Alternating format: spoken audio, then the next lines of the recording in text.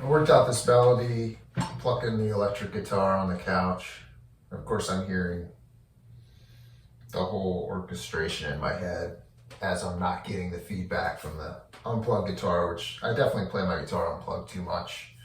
I think there's some value in it and the ease, but also you're not really getting the feedback from the amp. So some of your little imperfections, or my imperfections, I should say, aren't really as noticeable that you plug into a deluxe reverb on 9 and it's very noticeable. So anyhow, long story short, I'm plucking on this melody. I'm like, oh, that sounds pretty cool. I come in here, hook everything up, and it's just not sounding right. I'm using the bridge pickup because that's kind of my default. Just kind of getting that ice picky thing. And again, rather than start with the amp, turn the dials on the amp, I was like, oh, what if I try the neck pickup? And immediately it was starting to sound closer to the sound I had in my head. And I adjusted some things on the amp. As a wise man once said, I turn knobs until it sounds good.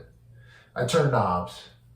Whether it sounded good or not is for the audience to decide. But all that aside, I thought one thing I could quickly discuss is that main rhythm figure, which is, I use a bit of an alternate bass move on that. And it's not like I'm, thinking I'm Chet Atkins or Tommy Emmanuel here, but the alternating bass, it's a nice device as far as spreading the voicing out on your guitar.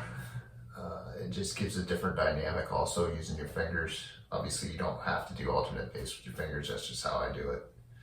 But I thought I could go over that basic rhythm figure that I did, kind of guitar one throughout the track, and offer that up as an example for anyone that's interested in exploring that part of playing guitar. And it's not like I'm playing at a blistering pace. It's a very pedestrian 3/4 to 120 BPM.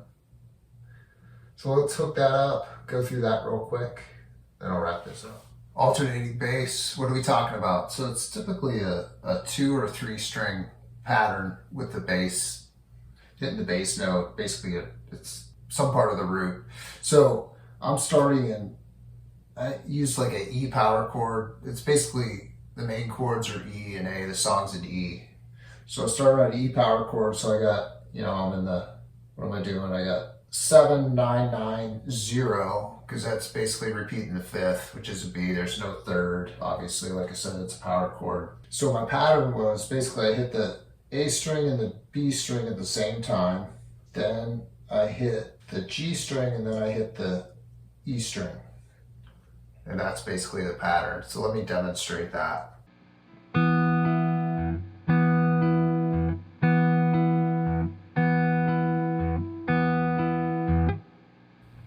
So as I've discussed, there's a million ways to do this.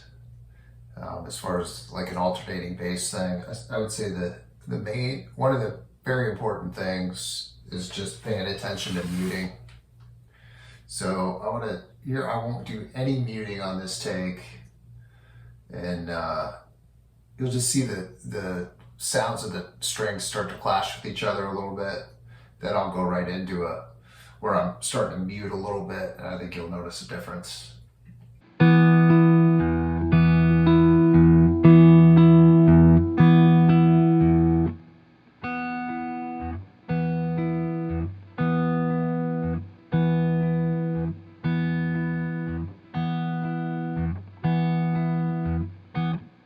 So just, as you're messing around with this, pay attention to how much the notes are ringing out, just ensuring they're not really clashing on each other.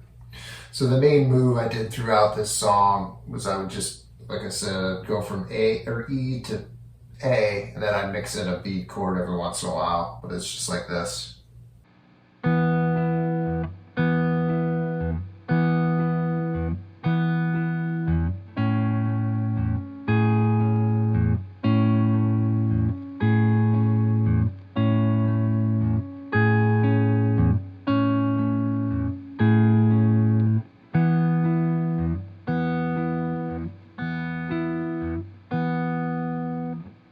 So what I'm doing on that A chord is I'm playing a major, so it's just, I got an open A string, I got an A on the D string at the 7th fret, and then I have a third here on the 6th fret on the G string. And then on the second go around, I throw in the major 7th on the B string at the 9th fret. I do A string and the G string at the same time. As I'm coming back through, I hit the D string, and then I hit the E string, and on the second go around, I hit the A string and the B string at the same time, come back on the index finger on the G string, and then hit the E string again. So it's like this.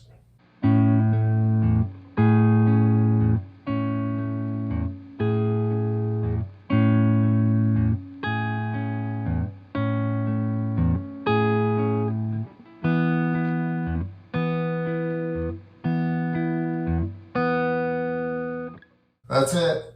Little alternating bass.